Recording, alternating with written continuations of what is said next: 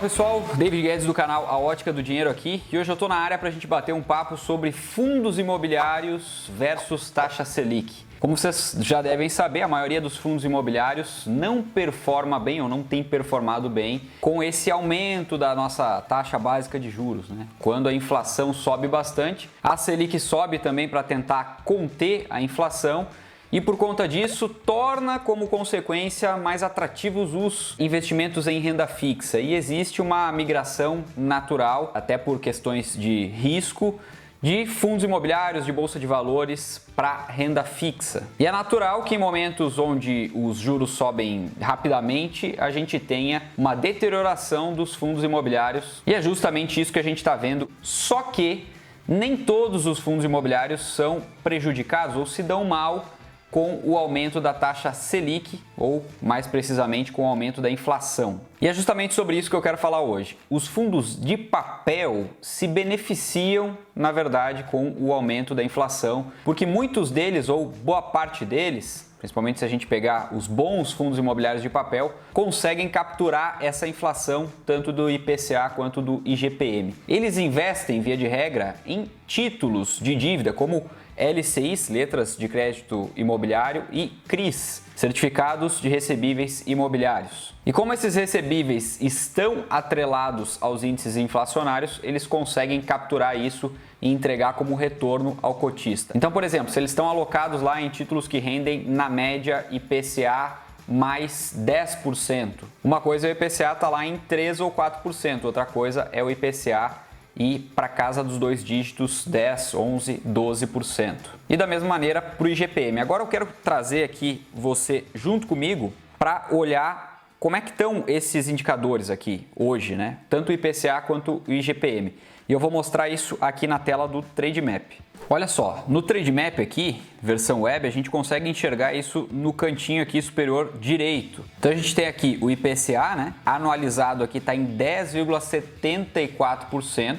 Podem notar aqui que a curva subindo, né? Então a gente está encerrando aqui, o indicador aqui ele está apontando os últimos dados para novembro, né? Então a gente ainda não tem os dados de dezembro aqui, quando eu estou gravando o vídeo. Também nós temos o IGPM. Olha só como é que está o IGPM aqui. Hoje está em 17,9%, mas chegou a bater aqui 37%, acho que foi o ponto mais alto, 37, 35%. Ou seja, os fundos imobiliários que conseguiram capturar tanto o IGPM quanto o IPCA, e via de regra eles têm uma mescla dos dois, por vezes mais posicionados em IGPM e por vezes mais posicionados em IPCA. Então, por exemplo, boa parte dos fundos que eu conheço, que eu acompanho aqui, estavam muito bem posicionados em IGPM até esse pico aqui da metade do ano. E aí depois eles começaram a reduzir IGPM e se posicionar um pouquinho mais em IPCA. E notem aqui justamente que a curva do IGPM começou a baixar aqui da metade do ano para cá. E a curva do IPCA,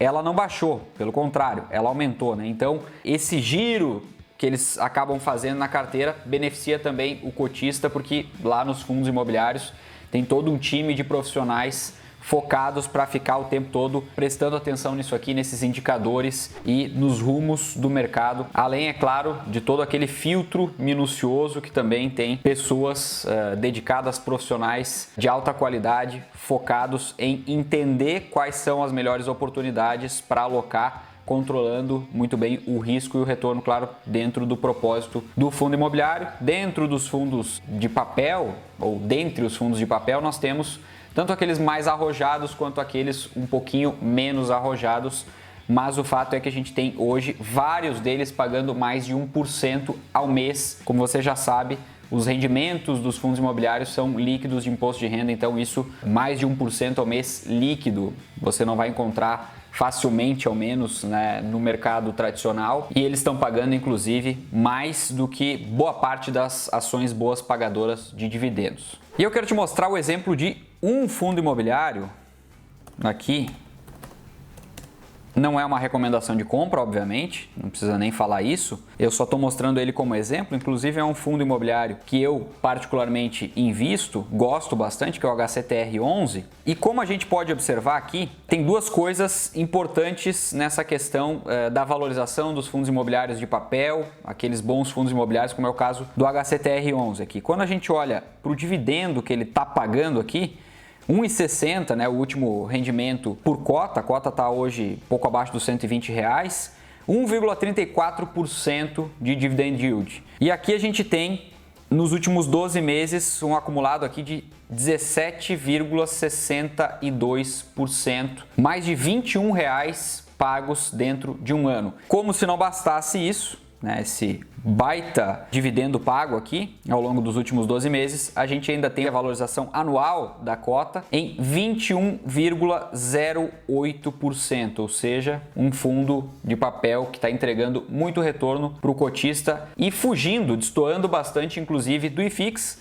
que quando a gente olha o IFIX aqui no mercado, na aba mercado aqui do Trademap, a gente consegue acessar facilmente. Nós temos aqui os índices, dentre os índices nós temos aqui por último, o IFIX, que está com uma variação de 12 meses de 3,57% negativo. Ou seja, nem todos os fundos imobiliários estão sendo prejudicados com a alta da Selic, embora seja a maior parte do mercado, tem aqueles que destoam e destoam bastante, como é o caso desse fundo imobiliário que eu mostrei aqui em específico, mas de boa parte dos fundos de papel. Bom, dito isso, deixa aqui nos comentários se você tem algum fundo imobiliário de papel ou quais fundos imobiliários você tem em carteira.